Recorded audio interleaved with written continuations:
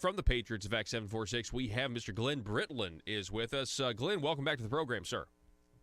Oh, thank you for having me on here again, Paul. Yes, sir. Well, listen, we do these segments called Carefully Crafted Language, and we did one yesterday where we put a photo of you up on the screen for everybody to see.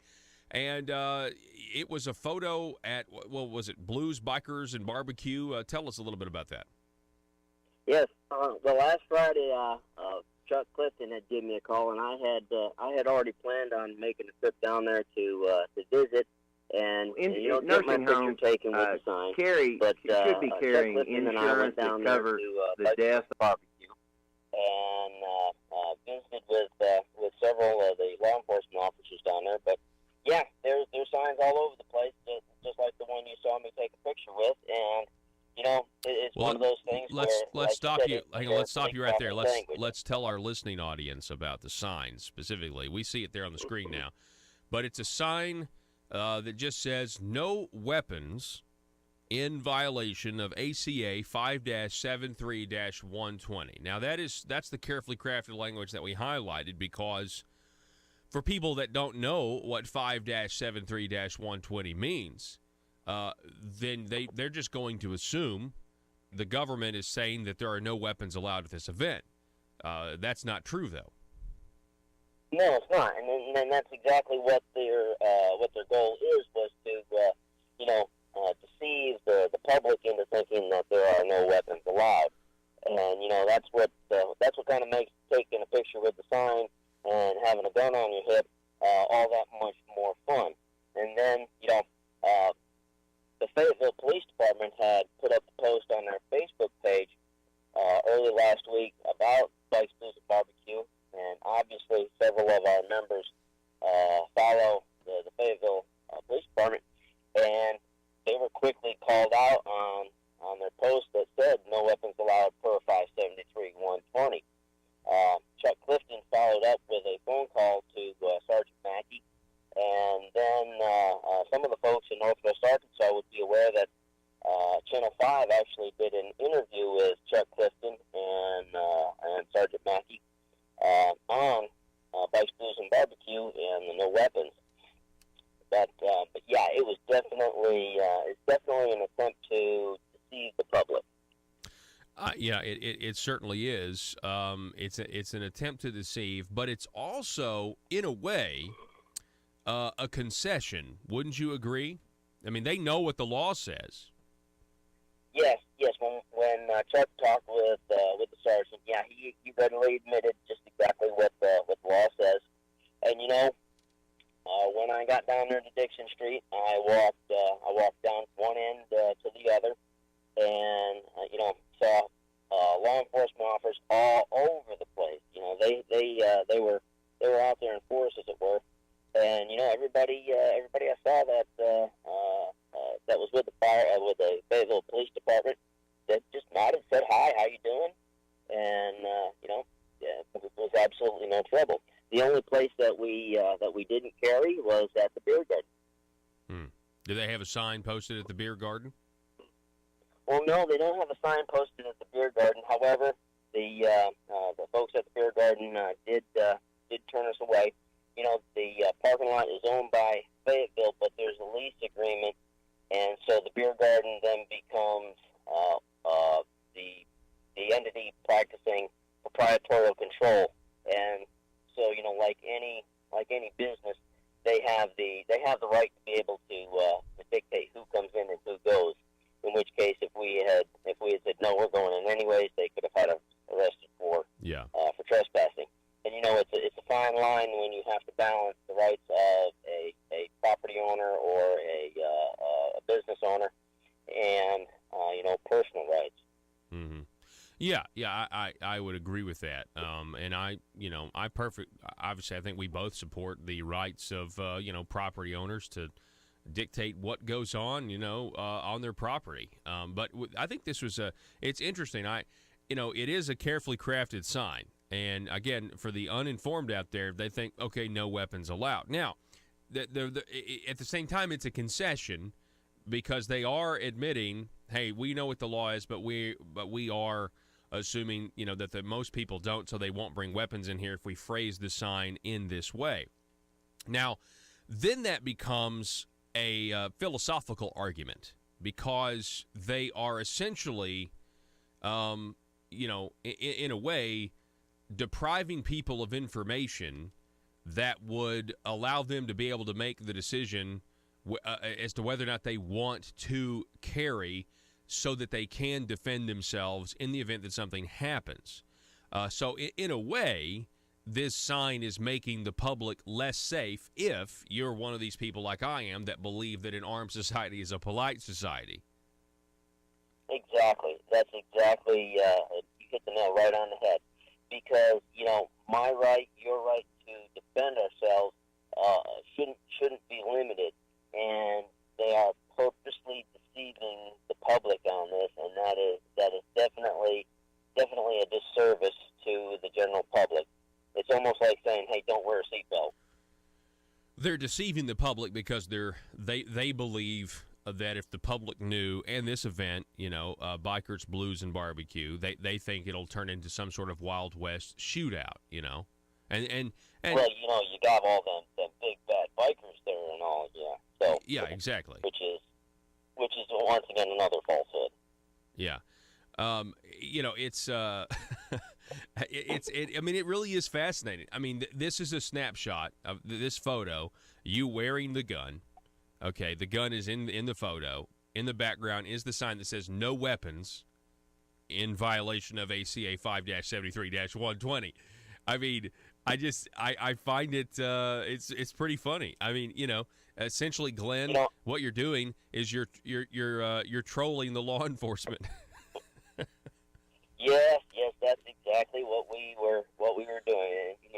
That sign, to me, that sign says "Keep calm and carry on."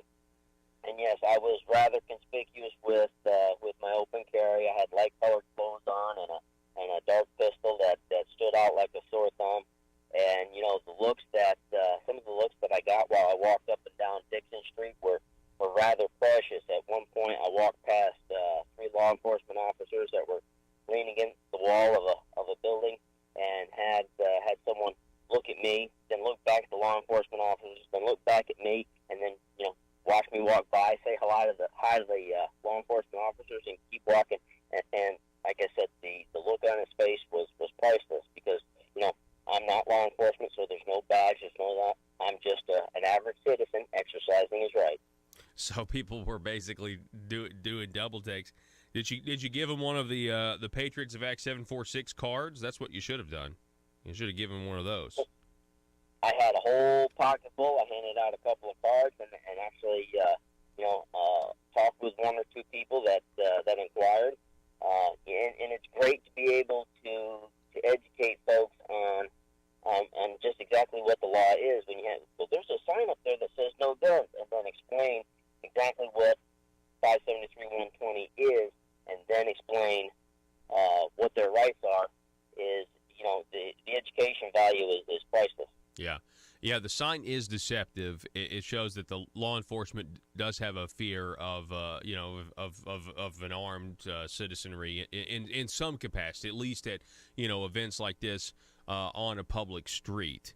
But I want to take a moment here, Glenn, and I want to highlight the grassroots nature of Patriots of Act 746, because folks, if you're just joining us, you have Glenn Britland here, who takes this photo. This photo, though, is really the result of a lot of relationships and a lot of honest conversations that are had with the law enforcement ahead of time. Listen, we want to make sure that the long game here is eventually this is ingrained into Arkansas's culture in terms of this is just what the law is. Everybody knows it, and eventually the more people that know it, the more people that are going to be okay with it, because it's not going to descend into some sort of Wild West scenario. But I want you to remind us, Glenn, you say you and Chuck Clifton, you guys have been you were reaching out to law enforcement, you were making these relationships, you were educating them on what the law says, i.e. what the people's rights are, and that's why you guys were able to essentially do what is a grassroots demonstration in a way. Yes, the Patriots of Act 746 is a true grassroots movement. We don't have the money behind advertising and pushing and promoting the page. All of that comes from word of mouth through social media, through Facebook, through education. Handing out the cards and talking with people. For the last 5+ years, we've had everything from Constitution Carry walks to political events where we have politicians come in, anyone from like Senator Linda Collins Smith to Mark West, who was at an event this weekend in Harrison at the Northwest Arkansas meet and greet, just generally talking with people on an everyday basis when you're out in the public and you're armed. And that's producing results. So tell us a little bit about, you guys have any meetings? I know we've got meetings coming up in the northeast part of the state. There are chapters forming in South Arkansas. What's the status of that? Well, this Friday there is a tilt walk on Dixon Street in Fayetteville. Now, hang on. Whoa. What? You mean like Scottish kilt? Did I hear that right? A kilt? Yes. There are several of our members here in the Northwest Arkansas chapter that are proud of their Irish and Scottish heritage, and they are going to don their kilts and walk down Dixon Street Friday at 6 p.m. They're going to start at the Hog House Brewery, and have their kilts on along with their sidearms, and I think they're still looking for someone to play bagpipes. That's what I was about to say. If anybody in Northwest Arkansas plays the bagpipes and wants to participate, give us a holler. So you're going to have folks with these, these historic outfits, kilts, if you will, but then they're going to be strapped with modern 21st century weaponry. Is that what you're saying? That is exactly correct. Now, I'm not going to be going down. I don't have a kilt. Well, what about a toga? What about a toga? Why can't people get in touch with their Roman heritage? Toga. Well, we may have to work on that. Maybe one of the other chapters can have a toga walk, but or Greek. I guess I should have said Greek. Yeah, go. Same thing. Greek conquered their captors. Is what's said. Yeah. Hey, continue. I'm sorry, I didn't mean to interrupt, Glenn. Well, there's also Saturday, October 6th at the Golden Corral in Conway at 2 p.m. at the, I believe it's the Central chapter is having a meet and greet down there. And I think Chuck Clifton is going to be the guest speaker down there. Then October 13th, the Northeast chapter that I'm sure you're familiar with is 2:30 at Frankie's Place in Brick Terrace Garden in Newport. And then the Southeast chapter is having a meet and greet October 20th at the Level Ground Fellowship in Crossett. I'm not sure of the time on that, but that's on October 20th. And all that's available, you can find the through the Facebook page, Patriots Fact 746. Go ask to be a member, and then you have the individual chapter pages from there. Glenn, it's always great to have you on, and I really appreciate this. They say a photo's worth 1,000 words. This photo is certainly one of those where you've got the gun behind the sign that says no weapons, ... in violation of Act 746. Appreciate it, Glenn. You have a great day. You too, Paul. Thank you for having me on. And, just a last quick word. I was thumbing through my email, and I got my Patreon subscription receipt. And I would like to encourage all of your listeners to look into becoming a Patreon subscriber and help out Conduit News Radio to help spread the word for conservative values. Hey, I appreciate that. Glenn. I really do. You have a great day, sir. You too. Thank you. All righty. That's, folks, that's if you want to do what Glenn said, I would encourage that. It's patreon.com/CNR. We're going to take a break. Back in a moment.